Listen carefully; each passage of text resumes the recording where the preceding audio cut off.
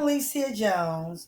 I will be doing a synopsis on Cotton Comes to Harlem by Chester Himes. The Godfather of Black Detective Fiction was written in 1965, the year of my birth. Hey, it made into a movie in 1970. Now, here's a quick rundown on the novel that is not this is not a book report. If you want to know more, please read it. It's worth it. Okay, so here we have a con man named Deke who decided after leaving prison that he is going to reinvent himself as a preacher to hustle the poor black folks of Harlem out of their money in a quick get rich scheme called Back to Africa. So they call this Back to Africa rally, where he collects $87,000. The rally is robbed, and yes, it was an inside job. One of his henchmen is killed, and the money goes missing. So here we have a con man turning Harlem upside down, inside out, looking for his money, two detectives with questionable motives and means looking for a murderer and the money, a mob boss who has ties in everything, and as he set up the robbery, who has been robbed himself, ending in a black bum who actually finds the money and does actually goes to Africa. Now that we've gotten through the basic plot line, let's get to the good stuff. Okay, in this course, we have talked about power, struggle, and context, and this book is full of them. The first thing that we're going to look at our detective Gravedigger Jones and Coffin Ed Johnson, which I think these names are quite awesome as they correlate in a way that most people wouldn't catch. Gravedigger and Coffin should tell you a little bit about who they are and how they do their police work. Now you got to remember, now this was during the time in 1965 when racism was still alive and well, and these are two black detectives in a white precinct patrolling a black neighborhood. Now you would think that because of this, that the detective would be forced faced with tons of racism. However, they actually have a measure of power that is very unusual for that time. Black men who are feared by their white counterparts because they are not afraid to do their policing on their own terms and in their own way, even if it causes other bodily harm, and the fact that the community stands behind them. They are basically untouchable. Looking at the detective in this context makes me wonder if they would still have wielded the type of power while not sacrificing the blue line between right and wrong and the legal and illegal. So we have that correlation there. The next point of reference is the context between poverty and religion.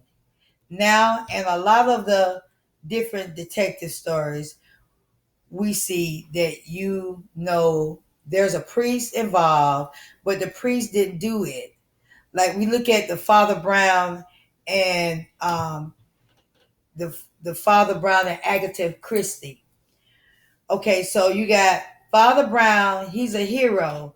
He's a detective. He's an amateur detective, actually, but detective nevertheless. But in this religion and poverty go hand in hand, and at the same time, they are polar opposites of each other. Back in this time, the black community held on to the church as they helped in hopeless times, which really made them victims, and the clergyman was predators. We see this when a con man comes and can speak so eloquently, and just by the power of his words, he can rap. he can really win an entire community when hustling them out of everything that they've got. This raises the question, if people were not so stuck in poverty, would they be so easily taken advantage of by the church? The next thing we have is that we need to look at what we need to look at is sexual exploitation. We see this throughout the book on different levels and for different purposes. We have a minister who seduces the widow of a man who was killed at the rally. But he really isn't disguise of comforting her, but he really wants what he really wants with her is the access to her home to hide out. We can see the vulnerability and the manipulation of that vulnerability clearly. Then we have Iris, girlfriend that is the Bonnie to his Clyde, seduces a white police officer that has her under lock and key to keep tabs on her, which allows her to escape custody. I'm sorry. That's just the way, that's just too much drama for me. Now, when we look at the historical context and we look at the rules that we have learned throughout this class so far, we know that there are five basic rules. There is a crime. Okay, one is there's a crime. The second one is that there's a detective. And then there's a suspect or suspect. We have a missing clues, and then we have the solution. Okay, so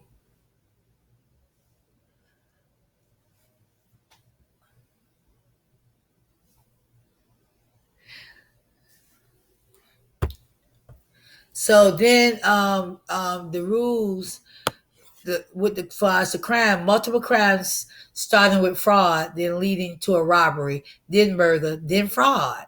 Second, with detective, we have two detectives of equal standing and repute and both feared.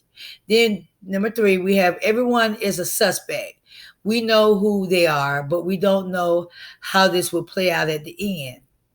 The story is abundant with them, but they are so obviously misleading that it is easy to figure out the ending. Then number five, solution does not meet the standards of the law, but this is what we see in a lot of crime fiction, including Sherlock Holmes.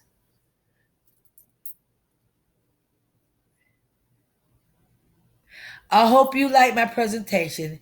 It has been a pleasure and have a great day. Thank you.